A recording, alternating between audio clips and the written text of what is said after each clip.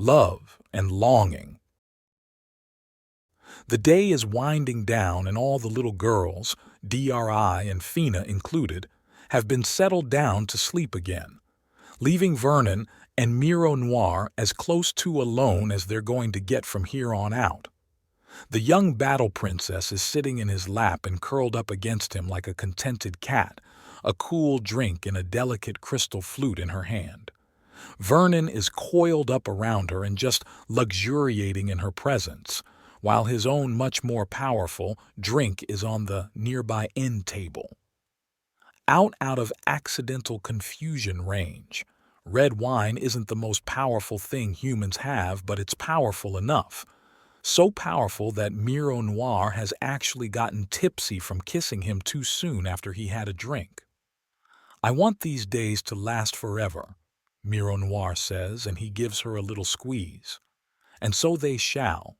Any who dare interrupt this happiness will receive a reminder that not even the Empress could ignore. No bringing the Empress into your oaths, my love. Someone might take it seriously." Miro Noir lightly chides him, smiling despite herself. "Then that will be their doom," Vernon intones. "Stop it!" She answers around a few helpless laughs. Her tail wiggles ever so slightly as she gets more comfortable, then sighs.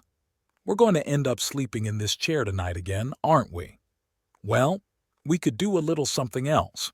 I have crowns of flowers over each of our little angels so they're in arm's reach at all times," Vernon begins to offer. "Vernon Shea, are you suggesting that we do more than just cuddle? When was the last time we danced in the moonlight beneath the boughs of the dark forest?" Vernon asks. "Oh, Vernon, it's been nearly a full day," she says in a delighted tone as she finishes off her drink and places the now empty flute next to his.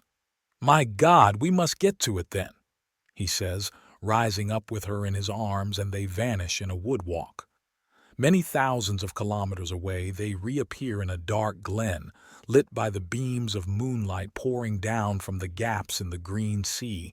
Above, Miro Noir kisses Vernon softly on the cheek. "You're too good for me." "At times I worry I'm not good enough, my dear," he says as he leads her into a waltz.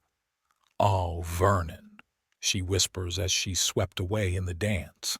A dance that's interrupted halfway through when Gidi Noir starts fussing and they warp back home to check in on her. Thankfully, the little sweetheart settles back down, and the waltz is continued in the backyard.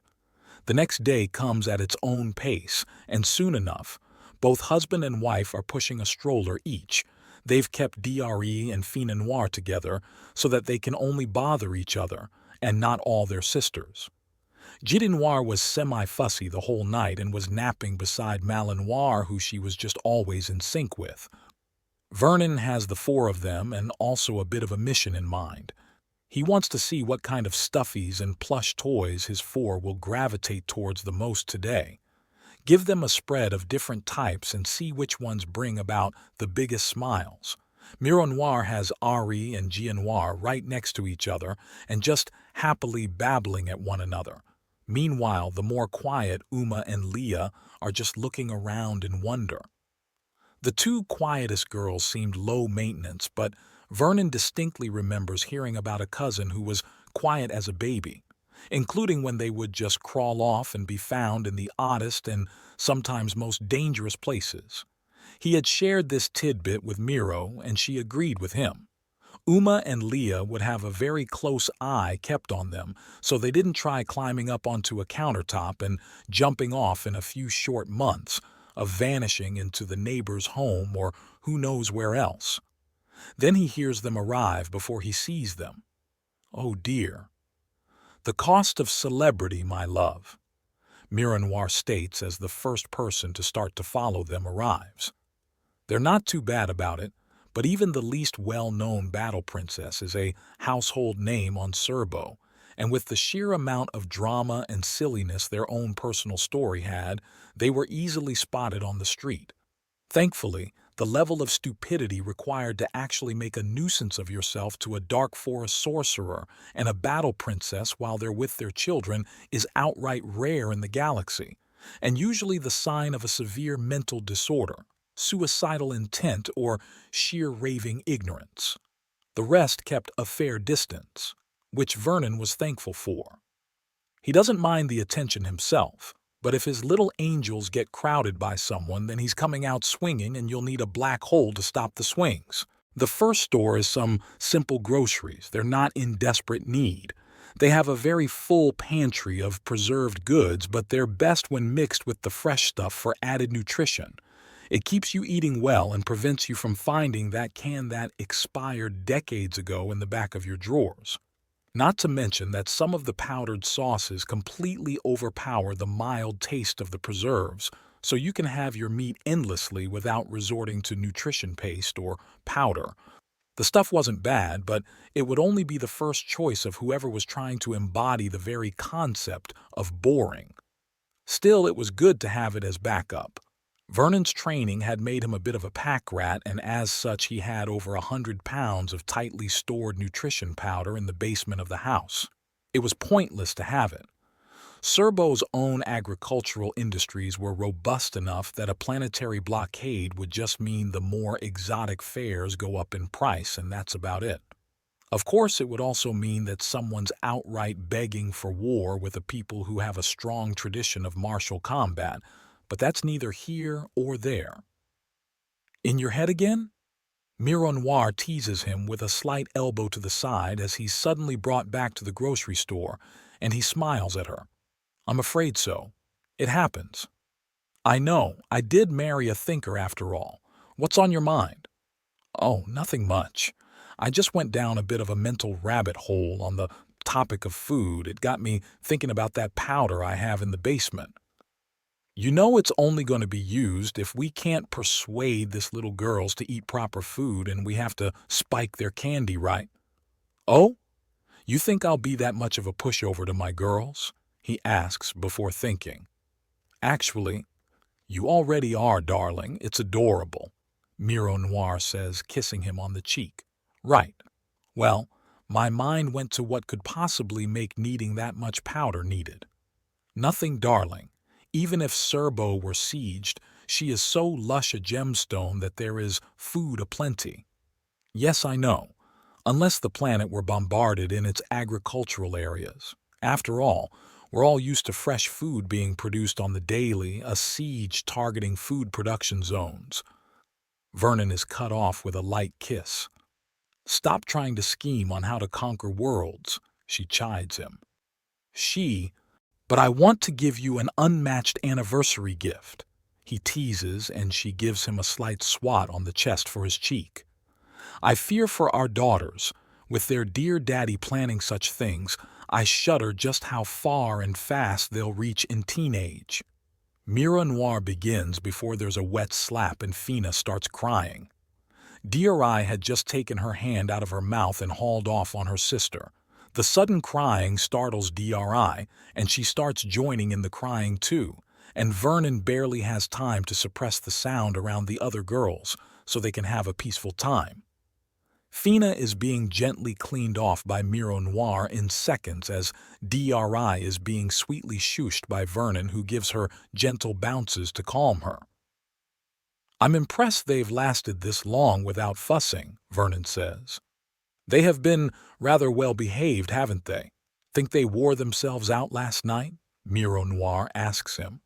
Perhaps they're trying to lure us into a false sense of security, he suggests, and she scoffs in amusement.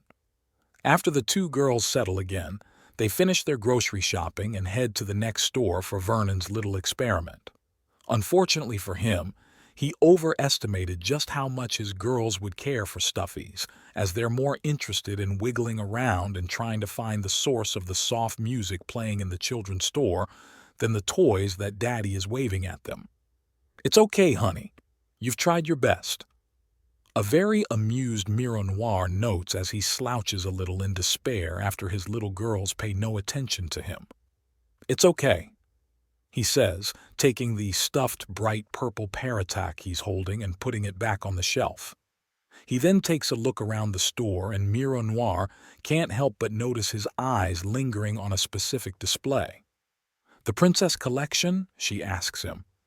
Well, I'm interested. I know that there's been an agreement with the Undaunted to add in our Hidden Village and myself to the line.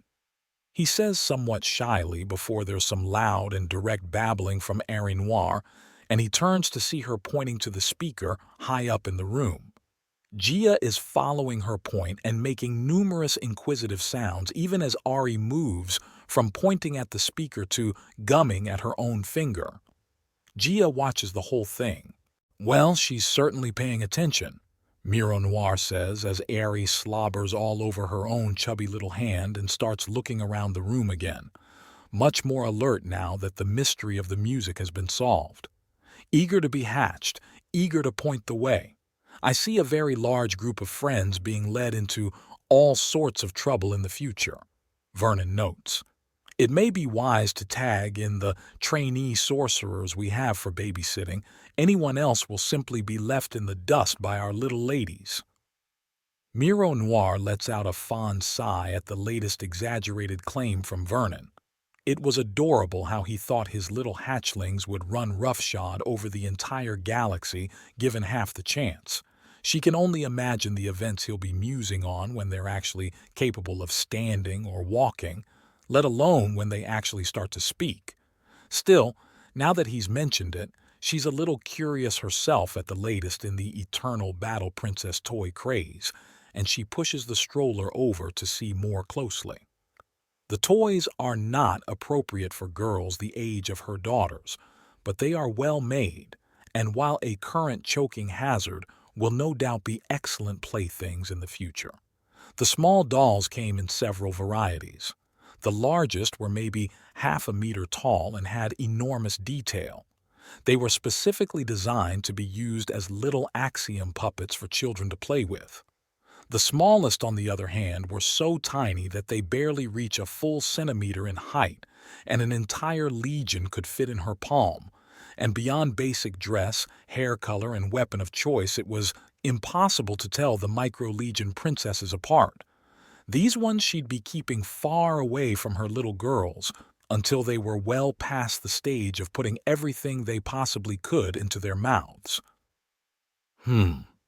It's going to be odd for them when they start mass-printing characters with actual legs rather than this little cone for the bottom half of the dress, Miro Noir says, holding up a tiny micro-legion princess. She thinks it might be her. It has her preference of dress and hair color. But the generic pale skin tone of the material has been left for the face, likely as a way to save money on manufacture. No kidding. Not to mention I have to wonder if they'll just use one mold for all sorcerers or two distinct versions for Apuk and human sorcerers, Vernon asks, leaning over her shoulder. That one's awfully pale for you. It is, isn't it? She asks curiously. Ooh-wah, Noir proclaims with her fingers opening and closing as she reaches out for whatever it is that Mommy's holding. Oh no, darling. This is too small and too hard for you to use. It's a choking hazard, Miro Noir says, putting the tiny display toy down. All right, let's see if I can't have another try with the stuffies, Vernon says as he pulls his stroller well away from the displays to the gurgling protests of Drinoir and Fina Noir, who had been silently squirming to try and get closer to things. Their efforts are for naught, however, as Vernon easily resettles both of them into their proper places.